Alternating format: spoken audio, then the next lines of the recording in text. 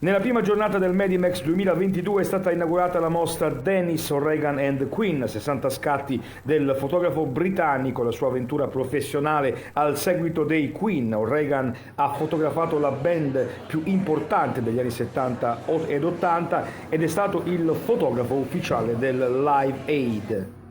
Thank you. We have taken pictures of the most famous singers and bands in the 70s and 80s, but were you aware that you were part of the history of music and while you were doing your job? Well, I don't really know. I don't really know. I mean, maybe looking back now a little bit, but at the time, even those shows, you could see Queen all the time. You could see the Rolling Stones. You still can see the Rolling Stones all the time. But you could see David Bowie. And so they weren't as special until suddenly they weren't around anymore. And then the people who had worked with them and had this history of them, it all became a bit more important. And I think it's partly in retrospect that a lot of it's a piece of history. I've got David Bowie at the Berlin Wall only 1.5 years before the Berlin Wall came down. And no one realised that was going to happen, and so it's only afterwards sometimes that you realise that. You also took picture at the Live Aid in Wembley in 1985. What was the general emotion that was there? It was very, very hot, which is what everyone remembers. Until the show, a lot of people didn't think it would happen, even the day before.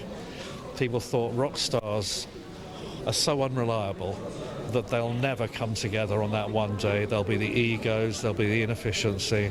The night before, Queen, of course, their performance was the legendary one, but the night before that on television in London, they said, how do you think you'll do at the show tomorrow? You haven't got your light show. Do you think you'll make an impact? And they said, well, we'll just try our hardest.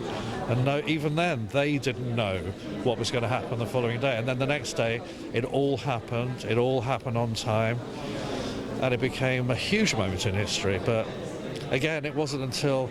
It was very magical for me because I was able to go on stage, etc., and backstage. And so I saw a lot of what went on, but it moved very, very fast because you had a band playing for 10 minutes and then off, and then another one playing for 50 and then off.